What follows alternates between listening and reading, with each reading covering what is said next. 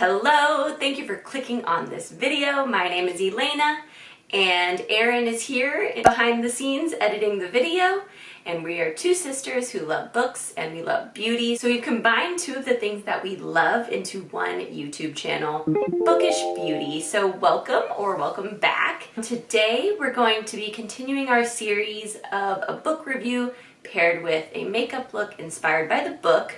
And I am so freaking excited because today we are reviewing one of my favorite books, Legends and Lattes by Travis Baldree. Legends and Lattes is so popular and for good reason. I absolutely love this book, so let's get into it. The main character of Legends and Lattes is an orc named Viv. She's a former mercenary who's had to fight her way through her entire adult life, but she's done with all that. She's ready to literally hang up her sword, leave behind her adventuring past, and open the very first coffee shop to ever exist in the fantasy city of Thun. How adorable does that sound? This is a genre-defining book in my opinion. If someone were to ask me, Elaina, what cozy fantasy should I start with? I've never read cozy fantasy before, but I'm ready to give it a try. This is going to be my go-to recommendation because it is cozy. It does have that slice of life feeling to it, but it's still written for adults. It's not cheesy, it's very well written, it's very well done, and it's such a good time to read. It literally says on the cover, high fantasy, low stakes, good company. And I totally agree with that. This story combines a high fantasy setting with a cozy mystery vibe, and there's just a little sprinkle of queer romance in there, like the cinnamon on top of your latte. Speaking of lattes, I had to have a latte to talk about this book. Anytime I think about this book, I am just instantly craving coffee and pastries. So this is one of my favorite new releases of the last few years, and the fact that it's a debut novel honestly blows my mind. Travis Baldree is a legendary narrator, like an audiobook narrator, but this is the first book he's written and gotten published himself, and I have to say it's so good. Clearly his experience reading other fantasy stories for his audiobook career has influenced him here, and he does narrate the audiobook version of this book, which is excellent. Personally, I love it when authors narrate their own audiobook, and Travis Baldree is so good at it. He really brings this unique cast of characters to life with different voices and inflections. The jokes really hit in audiobook form, so I really recommend it that way. But I have to say, I was gifted the special edition cover. Of course, this was a gift from Erin for my birthday. Thank you, Erin, you so get me. You also have full cover artwork inside the, like once you remove the dust jacket, you have this beautiful full cover artwork. And you can see like three of the best characters here. So like I said, this is a classic cozy fantasy read. You have all of the best cozy fantasy tropes like found family, fresh starts, and amazing food descriptions. Oh my god. Imagine eating a cinnamon roll for the first time, okay? Cinnamon rolls don't exist. You've only had like, you know, the crust of a whole wheat bread your whole life, and then an adorable little ratkin baker hands you a freaking iced cinnamon roll. That's an experience I so wish I could have, but even reading about it was magical. This book will make you crave a pastry. And like I mentioned, there is also a romance in this story. It's definitely in the background, like it's not a main plot or even a main subplot. It's like a subplot, and it's a slow burn, baby. But I thought it was really sweet. And even when the romance does get going, it's less of a fiery, passionate whirlwind romance and more of a sweet, wholesome, sapphic love story, which personally I really enjoyed. The spice level is a 0. Like there's no spice, y'all. But despite that, I think that Travis Baldree did a really good job of building up the will they, won't they tension I was definitely rooting for them to get together, and when they finally did, I was like cheering. And it didn't overtake the plot, which I liked a lot. I think this book is an excellent one to read this time of year as we're transitioning into fall, because it's so cozy and wholesome. It gives you those fall vibes of like sitting in a local coffee shop, reading a book. Ugh. I really recommend this book to anyone who is typically a high or epic fantasy reader like me, but wants to try something a little bit different. And even if you're not typically a huge fantasy reader, I still think you would really enjoy this book. You don't have to know everything about orcs and gnomes and succubus creatures to enjoy the book. Because what's great about this story is that contrast between the high fantasy setting and the slice of life, very everyday problems that Viv and her community are facing. So if you're looking for something cheerful, or maybe you're in a reading slump and you're open to fantasy, I really think you should give this book a chance. And I especially recommend this book to anyone who has recently read a book that ripped your heart out, tore it into a million pieces, threw those pieces on the ground, stomped them into the dust. You know the kinds of books I'm talking about. And the last thing about this book that I really want to hone in on is the amazing focus on starting over fresh, trying something that's outside of your comfort zone and making a new life for yourself. That's an experience I think a lot of us can relate to, and it's scary. It's not easy to do something you've never done before. And Viv really walks us through her feelings and her struggles as she tries to completely change her life. And there are times when she isn't sure if she's going to be able to. She doesn't know if this is even going to work out, but she has to give it everything she's got and give it her best go. And I think that's such an important message that we all need to hear. I mean, you know, it's definitely not the same as retiring from being a mercenary, but even for Erin and I, starting this YouTube channel, it's something totally new to us. And that can be like a little bit intimidating, but listen, if Viv can do it, then so can we, right? So let's wrap this up. Legends and Lattes, a 5 out of 5 star read for me. I absolutely loved it. If you've read a book similar to this that you think I would like, please recommend it in the comments. I'm finding that cozy fantasy can be very hit or miss. So if you have a recommendation that's as good as this one, please let me know. Ready to get started on the makeup. So today I'm doing Latte makeup. It was the obvious choice. And I'm gonna be going for a glowy, warm, bronzy, monochromatic brown look. Which anyone who knows me knows I'm more of a pink and purple, glittery kind of girl, but there's definitely a time and place for something that's just pretty and neutral. Starting off with the Colorscience Face Flex Tinted SPF in the shade medium. I'm gonna use this to just even out my skin tone. And let's break down some of the side characters in Legends and Lattes. I feel like the side characters are what make this book so wholesome. They're all so lovable. It's such a breath of fresh air to read a book where you just like everyone, you know? And that's really what Legends and Lattes did for me. So of course you have Tansy, the love interest, and I loved how she was like so hardworking. She just wanted to be taken seriously, which same girl, like I get it. And seen for more than just her outward appearance and the fact that she's, you know, a succubus. So I loved her as a love interest, and just she was so good for the store. She brought her creativity in and brought things to the table that Viv couldn't do on her own, which is what partnerships, friendships, and relationships are all about, right? I'm gonna go over that with a clean beauty blender just to really press it in.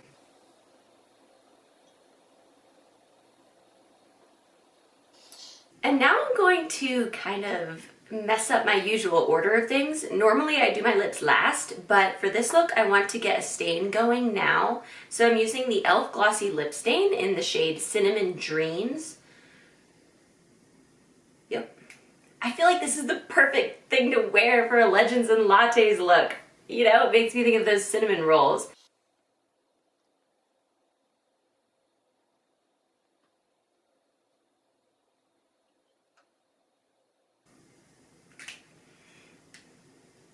Okay, that should get a nice stain going on my lips while I work on the rest of my face.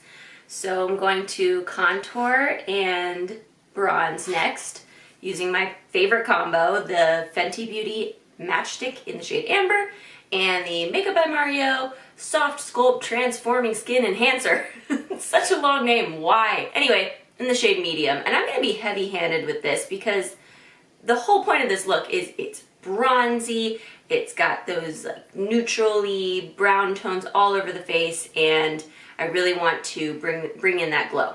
And while I do this, I can tell you about my two favorite characters, and they're both my favorites. I cannot pick. I loved them both so much.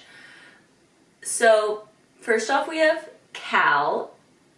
I love Cal. He's like grumpy and gruff, but he works so hard and he's such a great friend to Viv. He turns out to be just like the best friend she could have asked for, and really the first friend she makes. So he'll always have a special place in my heart. But really, I think we all know the best character is totally Thimble. I mean, everyone loves Thimble, and how can you not? He's an adorable ratkin baker, and he doesn't really talk. He just loves coffee. He's like addicted to coffee and bakes incredible, amazing, wonderful baked goods. He like invents biscotti and stuff. It's so cute. He is just so lovable. And even the side characters, like Lacey and Pendry and Hem, I thought they were all like so unique and so lovable, and they all brought something special to the story. And like I said, I'm putting on a lot of this bronzer. I really want to warm up the face.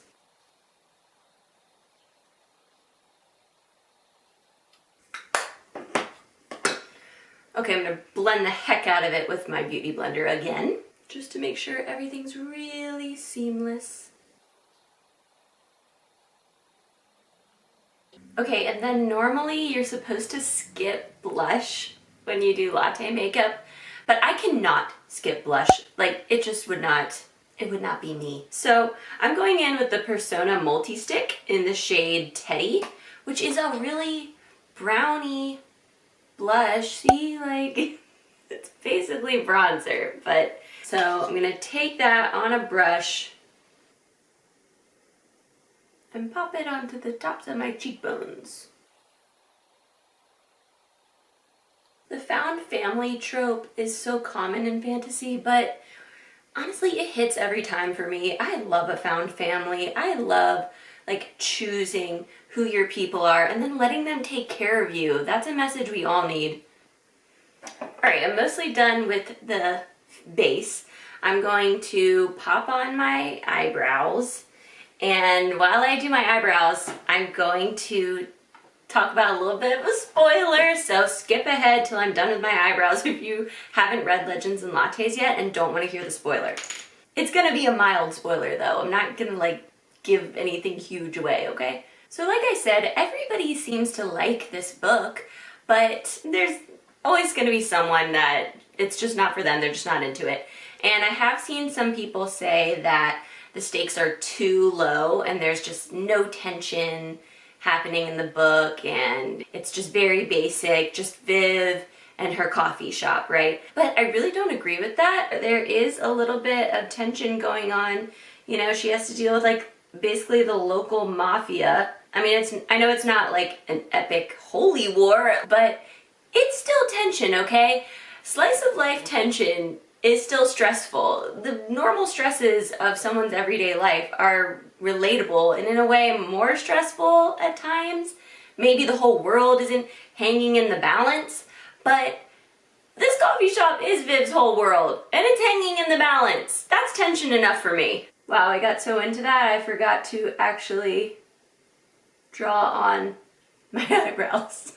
Even though it's billed as low stakes, I mean it says on the cover, high fantasy, low stakes. And yeah, it is low, but I would almost say it's like medium stakes, you know? I enjoyed seeing how Viv used her unique skill set and her friend's skills to overcome the obstacles in her past.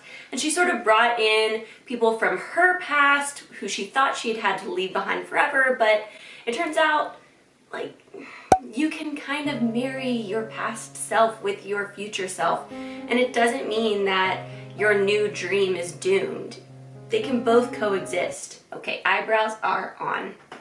Let's move on to the eye makeup. I'm gonna prime, as always, with the Urban Decay Primer Potion in the shade Original.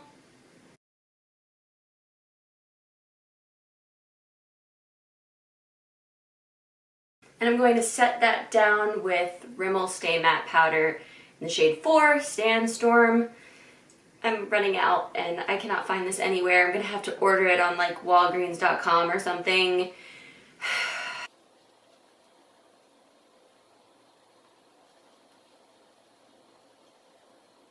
So of course I've tried the latte makeup trend a couple times by now, and every time I've done something really, really smoky with glitter. It's kind of like a spin-off trend, like espresso makeup. But today I'm gonna try to keep it more chill. I'm gonna try to keep it a little on the natural side, and I'm gonna stick with depth close to the lash line and not let it get too high up. And I'm only using one palette for this, an oldie but a goodie. This is the Tarte Tarlette All Matte palette. Remember this? It's such a staple, and if that doesn't say latte makeup, I don't know what does. I'm going to take the shade Wanderer kind of all over the place.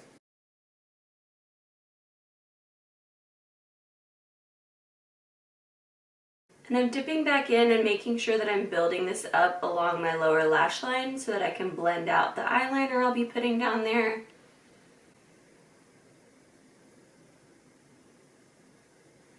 And I'm going to run it under my lower lash line too. Now I'm taking Dreamer and I'm going to blur that out along my lash line, the top and the bottom, but sticking close. I'm not putting this in the crease, I'm not smoking it out. It will be natural. At least for me.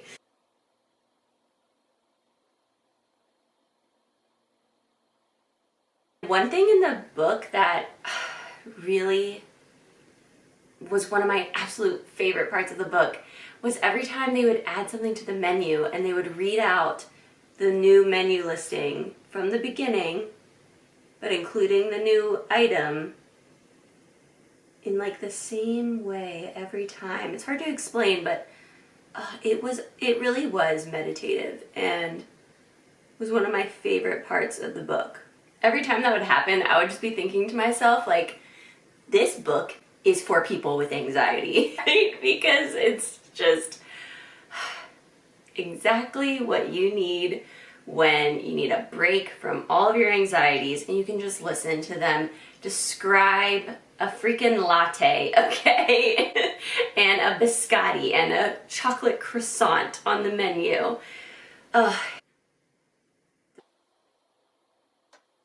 I'm kind of dragging out the shape just a little, not like a full eyeshadow wing or anything like that, but just elongating my eye shape a smidge.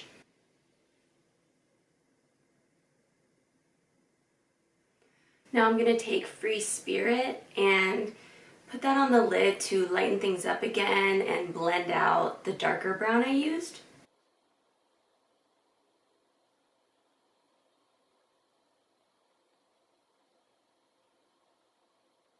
I'm using a really random brush. It's one of the ones that like came in an old ABH palette, but it's really working out for me right now. You can basically do this entire eye look with just this brush. Okay, I'm gonna add just a little more definition with a pencil eyeliner. I'm gonna use the Give Beauty Line It Up 24-Hour Gel Pencil Eyeliner in the shade Settle Brown. Oh, wasn't that a satisfying pop? Okay, I'm going to smudge this out along my lash line, just like I did with that brown eyeshadow, but hugging it really close, especially on the top. In fact, I'm gonna line my upper waterline with this.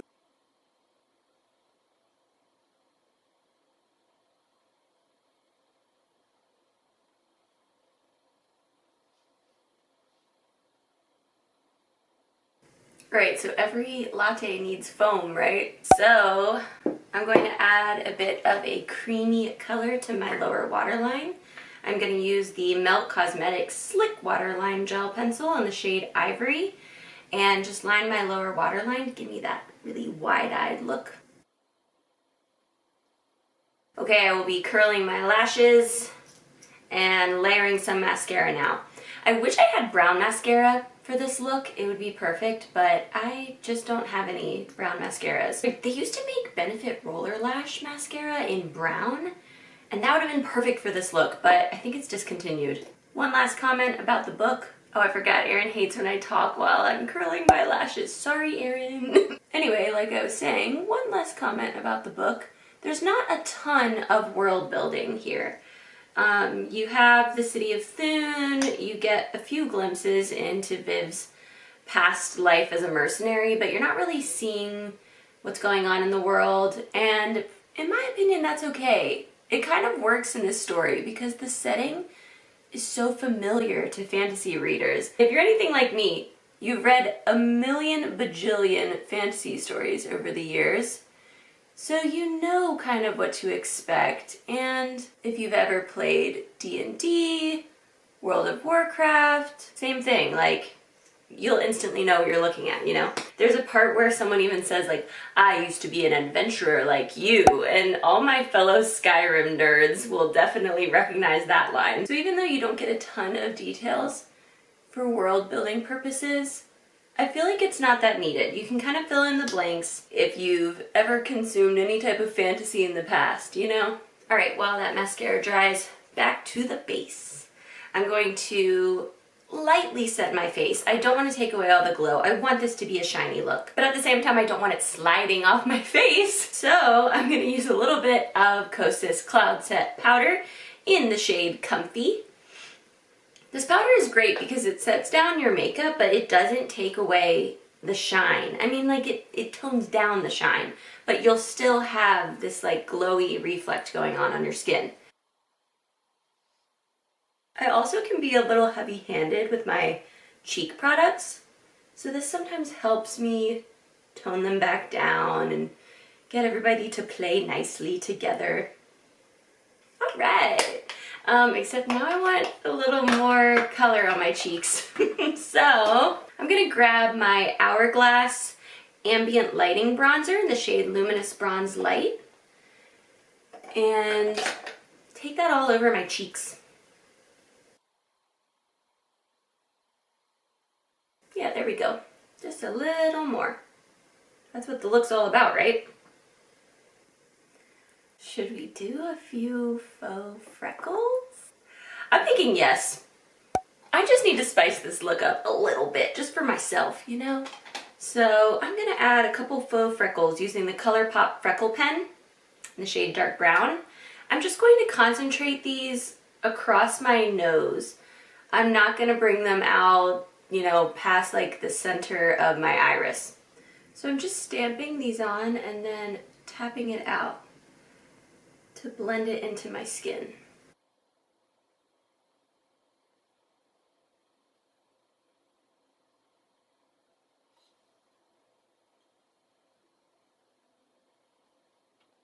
Can you see those? I'm looking a little blown out on the camera. I'll zoom in for you in a sec. But first, let's finish the lips. I'm going to top off my lip stain situation with either the Tower 28 Shine On Lip Jelly in Cashew or the About Face Cherry Pick Lip Color Butter. Wait, About Face Cherry Pick Lip Color Butter. Yeah, okay, I nailed it. Oh, this is gonna be tough. Okay. So I actually feel like the About Face would be more flattering, but it's like a little bit rosy, and the whole point of this look is it's not supposed to be pinky at all. It's supposed to be quite brown. So I think I'm going to go with the Tower 28 lip gloss.